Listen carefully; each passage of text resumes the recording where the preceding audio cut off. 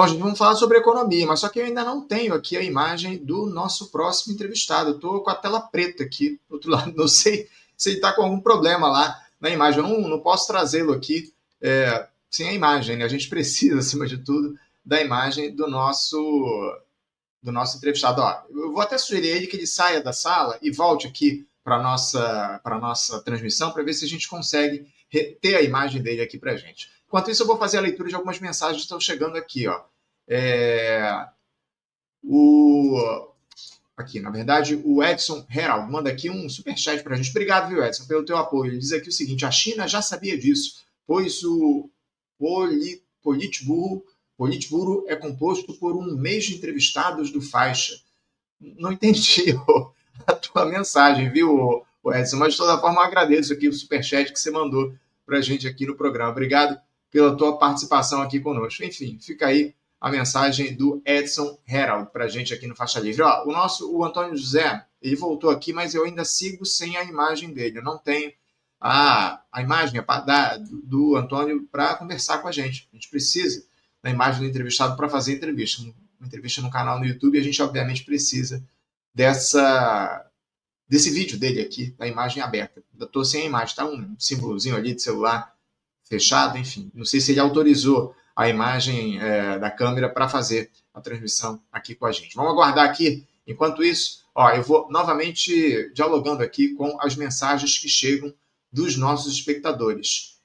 O MJN3 aqui, a queda dos Estados Unidos é evidente, mas não vai cair sem atirar. Bem lembrado, viu? É muito importante você lembrar isso, porque a hegemonia dos Estados Unidos vai sendo superada, aí, especialmente pela ação da China, pelo crescimento, pelo avanço da China ao longo dos últimos tempos no cenário geopolítico.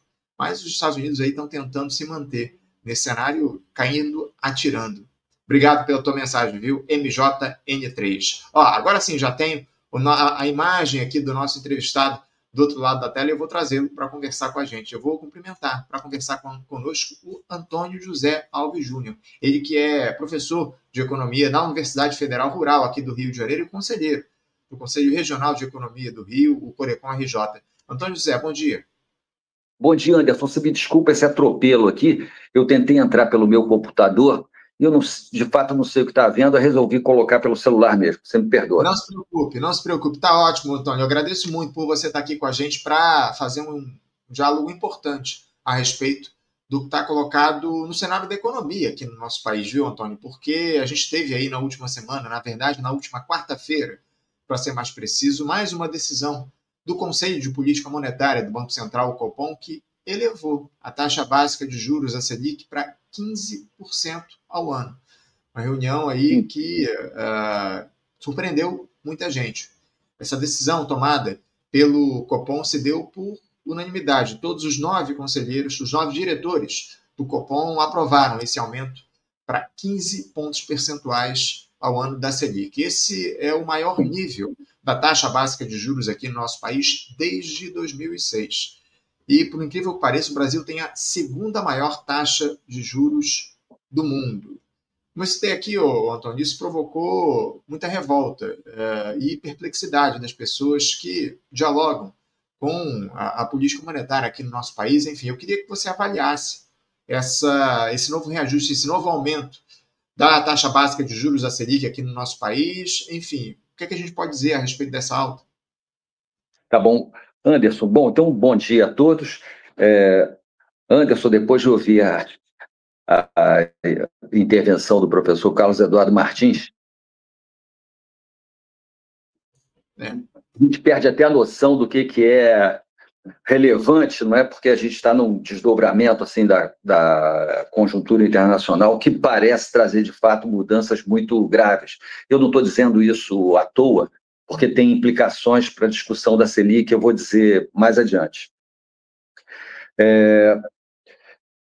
Primeiro, me surpreendeu que nem mesmo o mercado financeiro tinha expectativas de que essa taxa fosse subir. Não era uma unanimidade, né? Há previsões, eu acabei de pegar a pesquisa Focus, né? Havia uma previsão de que a taxa ao final do ano estaria em 14,75%, o mercado imediatamente reajustou a previsão da Selic para 15% para o final do ano. Então, o que me parece é que o Banco Central tem muita capacidade de influenciar as expectativas, e essa decisão, em primeiro lugar, já alterou as expectativas da Selic no mercado financeiro de uma forma mais consolidada. Tá? Os dados que poderiam justificar um aumento da Selic, utilizando a perspectiva convencional, né, indicam que o movimento deveria ser do sinal contrário. Eu não considero razoável que a Selic seja derrubada de 15% para 7% numa reunião do Copom, mas esse pequeno aumento que foi dado agora deveria ter sido uma pequena redução, sinalizando claramente que a Selic entraria num processo de queda. Você vê, o dólar está se recuperando, o real está se recuperando em relação ao dólar, a inflação está vindo um pouco mais leve. De fato, eu também não consigo compreender essa decisão do Copom. É como se as taxas de juros, na verdade, não tivessem qualquer influência sobre a economia, não provocasse qualquer efeito, quando a gente já vê que o PIB brasileiro, apesar de estar indo muito bem, já dá sinais de desaceleração. Sem dúvida alguma. O PIB vai muito bem, mas acima de tudo, o que o Banco Central quer com essa política de juros é conter a inflação. Pelo menos esse é o argumento que tem sido usado pelo Comitê de Política Monetária, que já antecipou, inclusive, o Copom, que deve interromper esse ciclo de alta na próxima reunião do comitê no fim do mês de julho, mas avisou que vai analisar se o atual nível de juros mantido por um período bastante prolongado será realmente suficiente para levar a inflação para a meta de 3%. O argumento segue o mesmo, né, Antônio? Manter a inflação dentro da meta, pelo menos é o que diz o Banco Central. Eu queria saber se essa justificativa dada pelo BC, essa argumentação certa se justifica, acima de tudo. Manter a inflação no centro da meta, ou dentro do limite da meta, ampliando a taxa básica de juros, é a melhor solução? Sim. Pois é, Anderson, então, antes de eu desenvolver o raciocínio, eu queria dizer o seguinte, né? Primeiro, quando a gente olha para a macroeconomia brasileira, a gente não pode pensar que estamos vivendo um caos ou uma destruição da economia. Não é isso, né? Como você mesmo falou, o país continua crescendo, estão sendo gerados empregos, etc. Né? O mesmo a gente pode dizer da inflação. Quer dizer, não há sinais concretos de que a inflação esteja descontrolada. Ao contrário, os últimos dados têm mostrado uma tendência ao arrefecimento da inflação.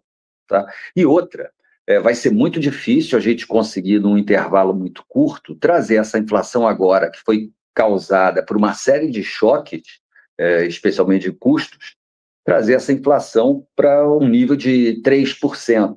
Né? Então, acredito que nem o Banco Central tenha essa ilusão, né, de que seja possível fazer isso. O que me parece é que tem uma característica da política monetária brasileira, que está enraizada na política monetária, que é uma dificuldade de pensar em termos de crescimento econômico, ou melhor, de colocar a política monetária a favor da aceleração do crescimento econômico. Né?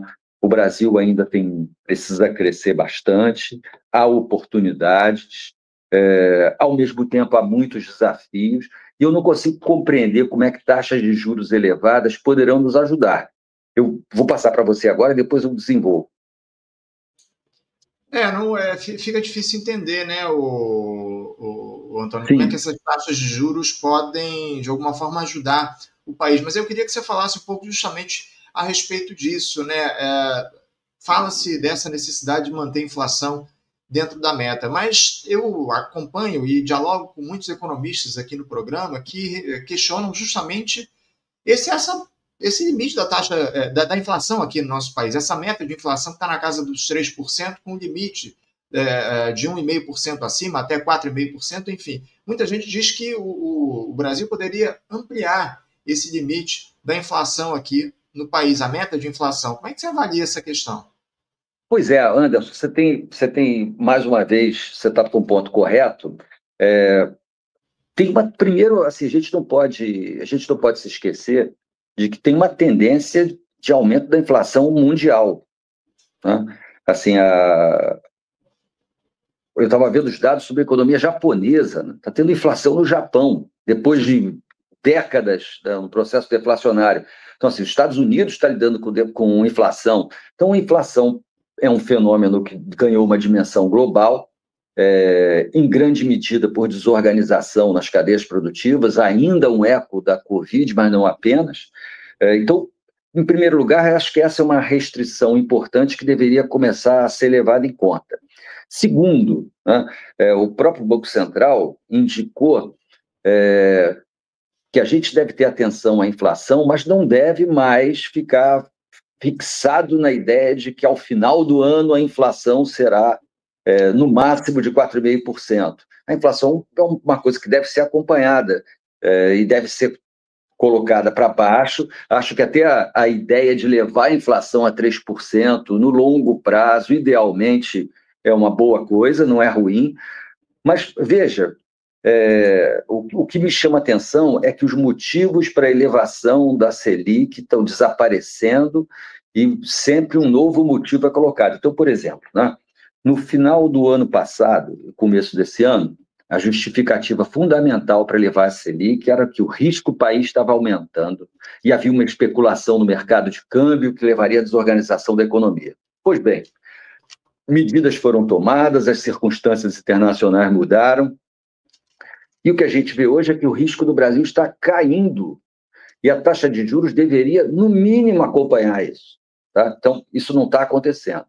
As expectativas de inflação estão melhorando, e os dados da inflação estão melhorando, já há um arrefecimento, inclusive, no preço dos alimentos. Isso com a economia crescendo, com o emprego sendo gerado. Então, a economia parece estar se adaptando já a um nível de demanda mais alto, como era esperado. O que me preocupa é que você sabe que a elevação da Selic ela se transmite assim, para o conjunto de taxa de juros, né? Muito rapidamente. Isso afeta mercados importantes que estão se desenvolvendo. Então, por exemplo, a nossa indústria ela já começa a se recuperar em grande medida porque o mercado de bens de consumo duráveis está se recuperando. Então, o que significa isso para o crédito aos bens de consumo duráveis, como, por exemplo, veículos? Né? O que isso pode significar? Segundo ponto, né? O Brasil é um país com muitas famílias endividadas. E famílias endividadas, elas rolam a dívida o tempo todo. Então, você paga o cheque especial com cartão de crédito, pega um crédito consignado e paga suas dívidas e faz outra dívida para pagar o crédito consignado. Isso é uma dinâmica razoavelmente conhecida. Quando você vai aumentando as taxas de juros, você não contamina só os empréstimos do presente, mas você contamina a própria situação financeira dessas famílias que precisam rolar a sua dívida. O que me parece é que vai se criando uma armadilha que tem a capacidade de influenciar negativamente uma retomada. Queria falar um último ponto. O aumento das taxas de juros ele tem um efeito sobre a economia que é muito pouco explorado, como eu diria assim, com mais clareza, mas você faz uma transferência enorme de renda da sociedade para pessoas que têm ativos financeiros. Então, tem um número que está sendo muito badalado, e eu acho que com razão, a despesa de juros do governo federal no último ano foi algo próximo de 900 bilhões de reais. Olha, esses 900 bilhões de reais estão indo direto para as contas de pessoas que têm aplicações financeiras, empresas com aplicações financeiras, inclusive bancos, mas não apenas. Né? No que isso contribui para a dinâmica de desenvolvimento de um país como o Brasil, que tem uma concentração de renda elevada e precisa distribuir renda? Então, assim, o Banco Central deveria estar envolvido mais diretamente num programa de desenvolvimento econômico em que essas dimensões, o crescimento, a distribuição de renda, fossem levadas em conta junto com o controle da inflação. Eu não sou do grupo de economistas que acha que a inflação pode crescer à vontade ou que pode correr solto. Eu sou a favor de ter um controle da inflação, mas isso não pode ser o único objetivo.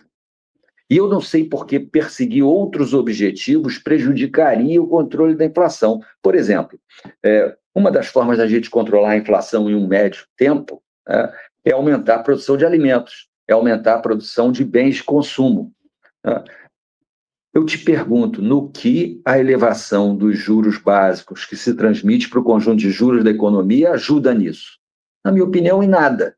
Então, em momentos críticos, a gente pode até imaginar que o Banco Central seja instado a fazer movimentos mais radicais, mas a gente está longe disso. Quer dizer, longe até a semana passada, né? Porque depois desse conflito envolvendo Israel e Irã, e agora Estados Unidos, com um grande potencial de repercussão mundial, né? A gente pode passar por um solavanco, e será que o Banco Central novamente vai pegar as taxas de juros e aumentar para 20% para equilibrar a economia brasileira? Quer dizer, o Banco Central vai assumir sozinho a responsabilidade de resolver os problemas brasileiros ou vai passar a fazer parte de um arcabouço de política econômica? Essa que é a grande questão, né? Essa que é a grande questão. Antônio, você citou a questão dos alimentos, isso é algo que tem pegado muito ao longo dos últimos tempos, porque eu venho acompanhando aqui no país uma trajetória dos estoques reguladores, que servem muito justamente para controlar a inflação dos alimentos em momentos de alta. E o país simplesmente abandonou essa política de estoques reguladores ao longo dos últimos anos e ela não foi recuperada ao longo do governo do presidente Lula. Ou seja, essa política também poderia servir para ajudar a controlar a inflação dos alimentos. Né? Claro. O Anderson, uma característica da evolução das políticas econômicas, eu diria que não só no Brasil, mas no mundo, é que as políticas econômicas assim mais poderosas, como a política monetária e a política fiscal, estão sendo afastadas progressivamente da lógica da política propriamente. Né? Eu diria assim, pelo menos do ponto de vista formal, o que se fez com a política monetária foi exatamente isso. O que significa, o que é o Banco Central autônomo? É o ideal de você entregar a política monetária para cientistas da economia, isentos de paixões e interesses, que vão regular a política monetária para controlar a inflação. E isso separado do governo. A ideia é precisamente que seja uma coisa separada do governo. Então, nós estamos lidando agora, esse fenômeno da Selic, ao meu ver, ela expressa uma radicalização do afastamento da política monetária das demais políticas. Então, como você disse, o que era para estar sendo feito agora, idealmente?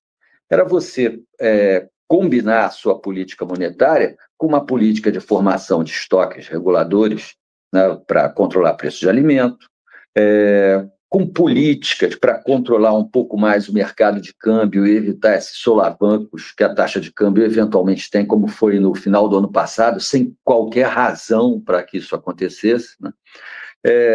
Eu lamento muito, mas a minha conclusão é que essa facada final que a gente recebeu com a autonomia do Banco Central vai nos custar muito em termos de política monetária. Eu tenho a impressão que essa Selic alta vem para ficar pela própria natureza da organização da política monetária. Muito grave essa sua constatação. A gente espera, acima de tudo, que o Banco Central adote uma nova lógica a partir dos próximos tempos. Eu tenho muita preocupação e, acima de tudo, diante de uma gestão comandada por alguém indicado pelo próprio presidente Lula. Isso que mais assusta e preocupa, porque o Lula... Ele apresentou o Gabriel Galípolo como presidente do Banco Central com pompa, teve lá ao lado dele, com ele, o Haddad e o Galípolo sentados numa mesa, falou que era um novo momento no Banco Central. Enfim, o que a gente vê, lamentavelmente, é uma ampliação dessa lógica de aumento da taxa de juros aqui no nosso país. Tem um recado aqui, o perfil MJN3 diz o seguinte: o aumento da taxa de juros é a maior transferência de renda do Brasil, retira dos pobres e dá aos ricos. É bem por aí, viu, MJN3, porque a Selic, quanto mais aumenta a Selic, mais aumentam os juros da dívida pública, né, o Antônio? A gente paga mais juros para os rentistas aqui no nosso país. Se eu não estou enganado, são 50 ou 60 bilhões de reais de juros pagos a cada 1 ponto percentual de alta da Selic, não é por aí? Isso. É um número próximo, tem que ter um pouco de cuidado com essa conta, porque você tem alguns papéis que andam no sentido contrário, não sei o quê, mas olha, para você ter uma ideia, em um ano foram aproximadamente 900 bi. Tá? Isso, assim, isso é muito dinheiro. Sem dúvida, sem dúvida alguma. A gente acompanha muito essa trajetória dos juros aqui com o pessoal da Auditoria Cidadã. A gente conversa muito com a Maria Lúcia Fatorelli, ela fala muito a respeito desse ataque que é feito ao orçamento público a partir do pagamento de juros da dívida pública aqui no nosso país. Ô, Antônio, diante dessa encalacrada em que a gente está colocado, como é que pode se conter essa alta dos juros aqui no nosso país? E uma outra questão, essa instabilidade na economia que pode ser produzida a partir da guerra lá no Oriente Médio, ela tem capacidade para afetar as decisões futuras do Banco Central? Como é que você vê essa trajetória dos juros? Você até citou que teme que a gente mantenha esses juros altos ao longo dos próximos anos. Isso pode estar relacionado a essa guerra que a gente tem no Oriente Médio, essa instabilidade na economia provocada, inclusive, pelo aumento do preço do petróleo que a gente vem observando ao longo dos últimos dias, enfim. Pois é, veja, me parece que sim. Me parece que, de acordo com a lógica dessa política, da política monetária, parece que será inevitável, porque a gente vai ter um choque nos preços do petróleo, já está acontecendo, o preço do petróleo já está subindo,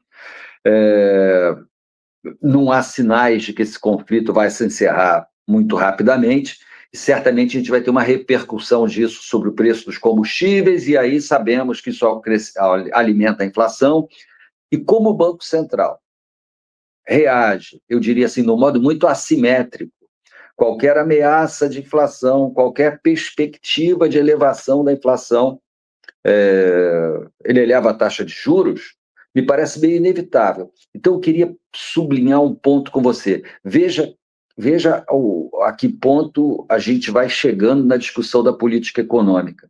Eu não sei se você já reparou isso. As boas notícias, quando a gente vai falar de política monetária, parecem péssimas notícias.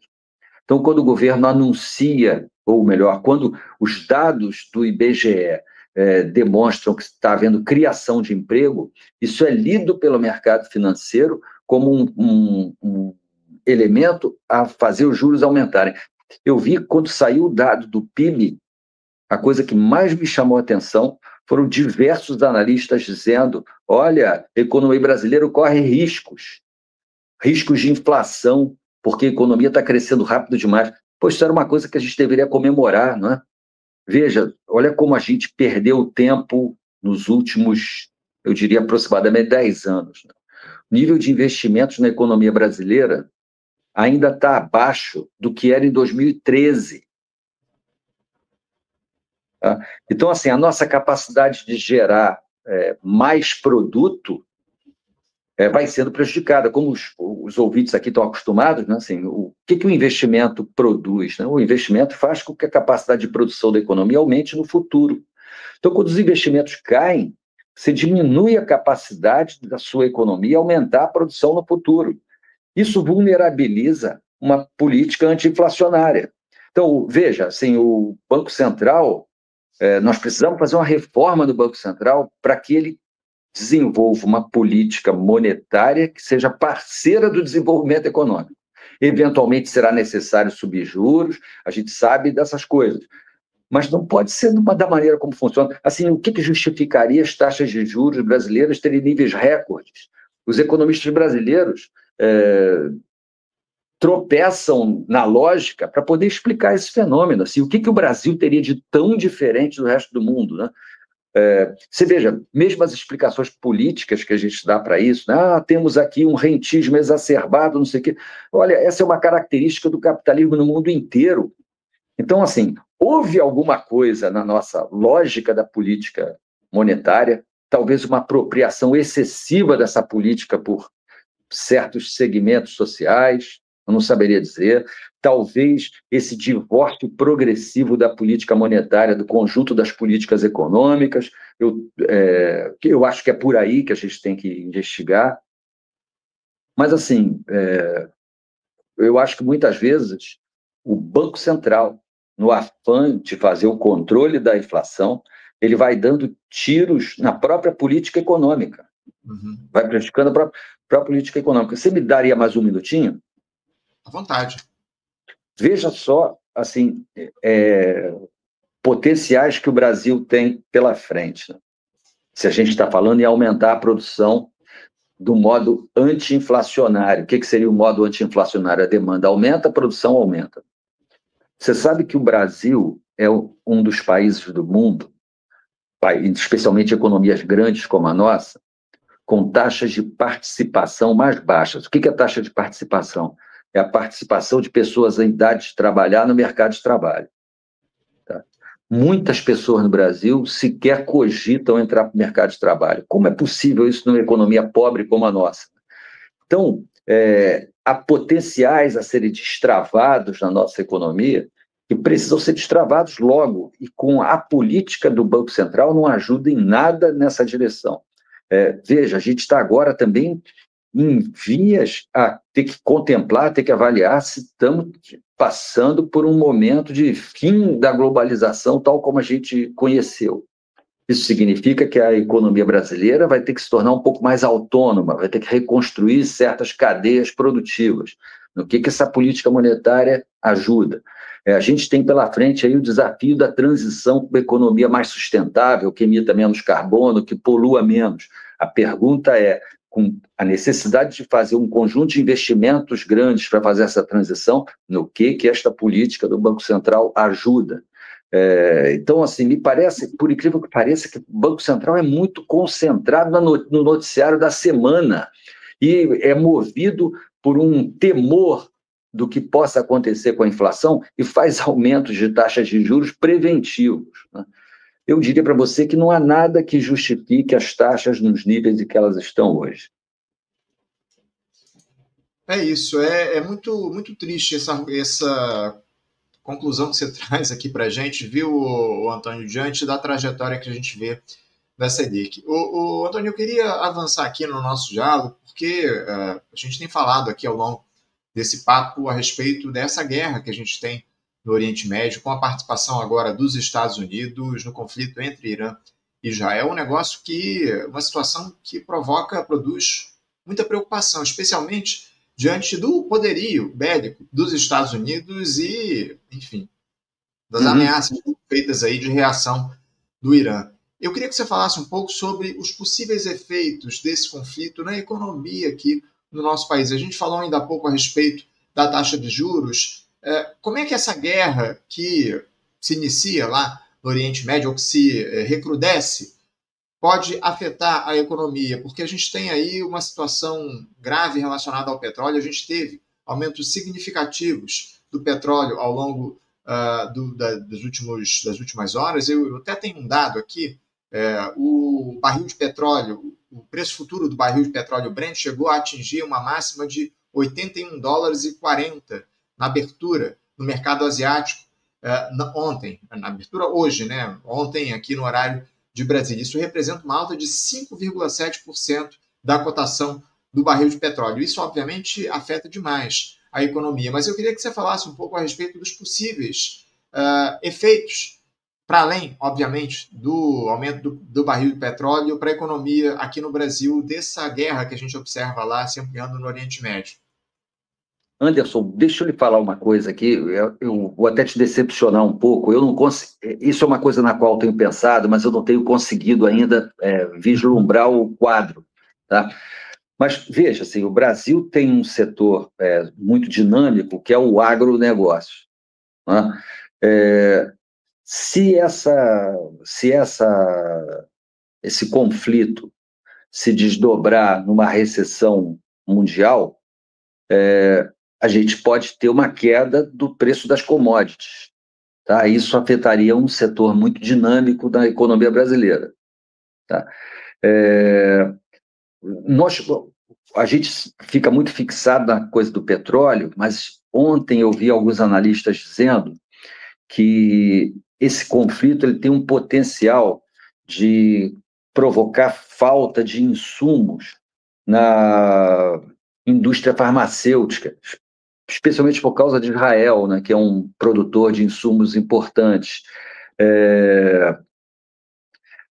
Então, assim, eu ainda não consigo, eu não consigo desenhar o quadro, mas não vejo elementos assim que sejam animadores, entendeu? Não vejo elementos que sejam animadores, a não ser a perspectiva que o Brasil tem que começar a reconstruir, de procurar saídas internas, sabe? Porque esse tipo de está se desenhando um quadro internacional, ficou muito claro com a eleição do Trump, né, de que a globalização, tal como a gente conheceu, parece que já se foi. Né? Parece que já se foi. Então, assim, o Brasil precisa rapidamente reconstruir algumas cadeias produtivas internamente para se precaver de escassez de insumos muito fundamentais para o funcionamento da economia brasileira, substituição de importações mesmo. É isso, e depender menos ainda do mercado externo. O Brasil não é uma economia que dependa muito do mercado externo, mas talvez o desenho mais correto seja depender ainda menos. Sim, sim. Tá? E Isso exigiria. Mas, essa... desculpa, só para complementar. Esse tipo de coisa exige um conjunto de investimentos muito grandes. Uhum. Então, voltando para a discussão da nossa querida taxa Selic, né? O Banco Central vai ter que, em algum momento, participar desse processo, porque ele define o custo básico dos financiamentos, a menos que a gente ache que financiamentos não são importantes para determinar os investimentos, né? Que custos de financiamento são importantes. Mas eu acho que são importantes, me parece que são mesmo. É isso. É isso. Antônio, eu tenho uma mensagem aqui do Rômulo Ferrão, ele faz uma ironia aqui, dizendo o seguinte: ótimo momento para o Lula ter dado a margem equatorial para a Chevron. Ele se refere ao leilão de petróleo que a gente teve na última semana aqui no país, onde a Petrobras ficou com só 18,8% ou 18,2%, se eu não estou enganado, da exploração do petróleo das jazidas que foram entregues lá na margem equatorial, que foram leiloadas pela Agência Nacional do Petróleo na última semana, se não me engano, na última terça-feira ou na segunda-feira, na verdade, foi feito esse leilão lá pela ANP, a gente até repercutiu aqui no Faixa Livre. No momento, né, o Romulo, onde o petróleo, a cotação do petróleo se amplia, o governo segue entregando aí as jazidas para as empresas estrangeiras. Para fechar aqui, o Antônio, você falou a respeito dessa questão do investimento externo. É uma tecla que a gente bate aqui com muita frequência no nosso programa, da importância de se fomentar o investimento público no nosso país e não depender do dinheiro externo, mas infelizmente não é o que essa equipe econômica vem fazendo. Na verdade, o que se há é a adoção de uma lógica fiscalista aqui cada vez mais firme, cada vez mais forte no Brasil. Como é que você avalia, nesse momento, a austeridade fiscal defendida pela equipe comandada pelo Fernando Haddad e o reflexo que isso pode produzir para o país, inclusive para as eleições do ano que vem? A gente tem eleições presidenciais em 2026, enfim. Essa lógica fiscalista, essa austeridade, pode trazer bons frutos para o Brasil? Tá. O Anderson, novamente, apenas para a gente se precaver, muitas vezes, quando se começa a falar sobre a política econômica, há uma tendência a criar uma moldura, assim, meio imprecisa, que dá a impressão que a economia brasileira está indo para o buraco, quando é o contrário que se verifica. Tá? O que eu posso te dizer assim, com muita segurança é o seguinte: no passado, políticas fiscais de expansão de gastos sempre foram muito importantes para impulsionar o crescimento. Eu diria que o crescimento brasileiro agora, de 2023 e 2024, foi resultado da PEC da transição, que permitiu uma expansão de 8% em termos reais, ou seja, já descontada a inflação, nos gastos. Tá? O que está acontecendo? Me parece que o novo arcabouço fiscal está começando a encontrar os seus limites. Então, esses limites já aparecem em dois lugares.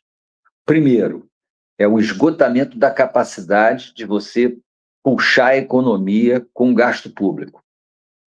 Então, os efeitos iniciais em que isso foi possível já passaram, e agora a gente vai encontrar uma política fiscal limitada. Tem um segundo ponto, que é muito importante, que é o seguinte: quando o presidente Lula foi eleito, ele se elegeu com a bandeira de reconstrução do aparelho de Estado brasileiro. Você vai se lembrar dos relatórios que foram produzidos na época da transição. Os relatórios todos apontavam para uma destruição da máquina pública e das políticas públicas. Então, você vê, o cadastro único foi avariado seriamente, teve que ser reconstruído, além de diversos órgãos públicos estarem com falta de local para funcionar, com falta de pessoal, né? Isso tudo teve que ser reconstruído. Qual é o problema? O problema é que essa reconstrução me parece que está muito aquém do que a gente precisava. Eu sou professor de uma universidade pública e conheço várias outras universidades, assim, há diversos relatos de que há uma deterioração no patrimônio das universidades muito acelerada. Os recursos que as universidades recebem não dão conta sequer do gasto de custeio. Tá? Essa impressão que a gente tem, ela é confirmada por dados que o IPEA levanta regularmente sobre o investimento público. Está acontecendo uma coisa muito ruim, que é a seguinte: o volume de investimento novo que se faz não é suficiente sequer para repor aquela parte do capital público que se perde naturalmente com o passar dos anos, que a gente chama de depreciação. Então, o investimento líquido está negativo. O investimento líquido negativo num ano, em 2 anos, não é muito problemático. O problema é que a gente já está com investimentos líquidos negativos há 10 anos. Eu reconheço que é um peso muito grande para um governo que só tem 2 anos e pouco de vida, atacado duramente. Veja, a gente teve ameaça de golpe no Brasil, temos um Congresso que não tem nenhum compromisso, para ser franco, não tem nenhum compromisso com política de desenvolvimento econômico. Eu considero assim que o que o presidente Lula tem feito, eu diria assim, exige muita habilidade para fazer o pouco que está sendo feito. No entanto, assim, é claro que essa política fiscal já está no seu limite. Ela já está no seu limite. Daqui para frente, nós vamos ver um quadro necessariamente pior de ano após ano. E como você disse, o que acontece na eleição de 2026? Você vai chegar em 2026 com esse quadro da deterioração do capital público assim, crescendo. Isso implica que você vai ter assim, estradas que não são pedagiadas, vão estar um caco, os prédios públicos vão estar caindo, não quero exagerar, usei uma palavra aqui muito ruim, mas assim, vão estar se deteriorando. Isso tem implicações para a prestação de serviço público, os salários dos servidores públicos estão deteriorados.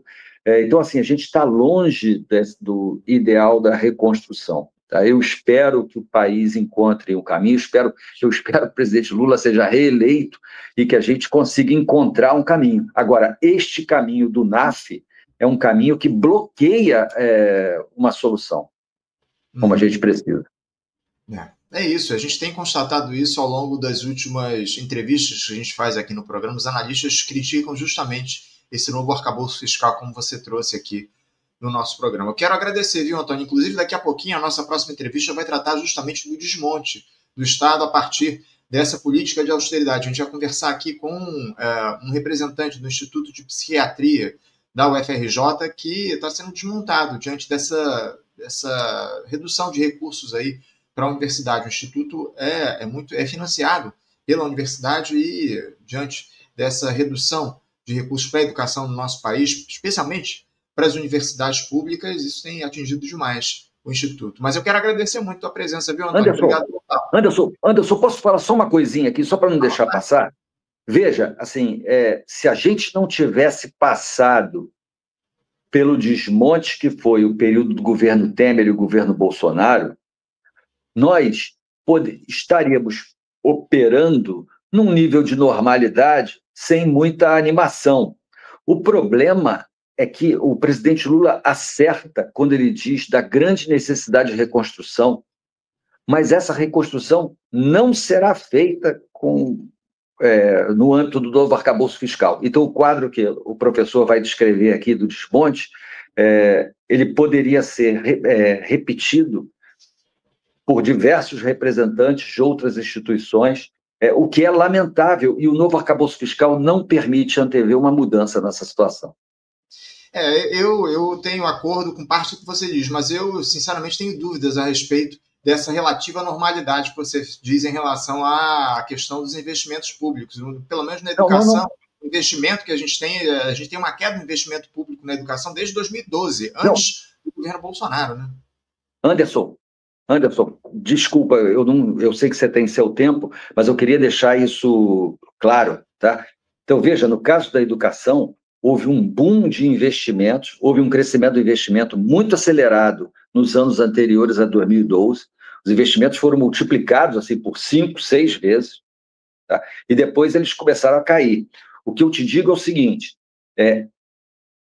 desde 2016, desde 2015, nós estamos experimentando uma situação que é a seguinte: o investimento que é feito não é suficiente para repor aquela parte do capital que se perde. É como o sujeito que tem uma casa e, no início, a pintura não está boa e ele não tem dinheiro para fazer a pintura. Quando vaza um cano, ele anula o banheiro da casa onde está tendo vazamento.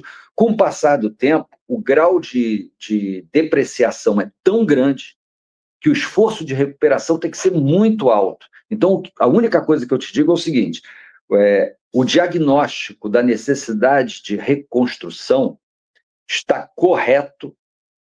Acontece que o NAF, essa é a minha preocupação, ele estruturalmente impede essa recuperação. Então, nós vamos ver com as infiltrações aumentando na nossa casa, com as paredes apresentando rachaduras, problemas de fundação, e isso vai piorando, piorando, piorando. É assim que eu vejo a situação hoje. O diagnóstico está correto, mas o remédio utilizado vem aos poucos matando o paciente. A grande verdade é essa, é o que a gente vem observando a partir das ações da política econômica do governo Lula. Obrigado, viu, Antônio, pela tua participação. Um grande abraço para você, meu camarada. Boa semana, até a próxima. Muito obrigado, Anderson. Um abraço, tchau. Conversamos aqui com Antônio José Alves Júnior, ele que é professor de economia na Universidade Federal Rural aqui do Rio de Janeiro e conselheiro do Conselho Regional de Economia do Rio de Janeiro, o Corecon RJ,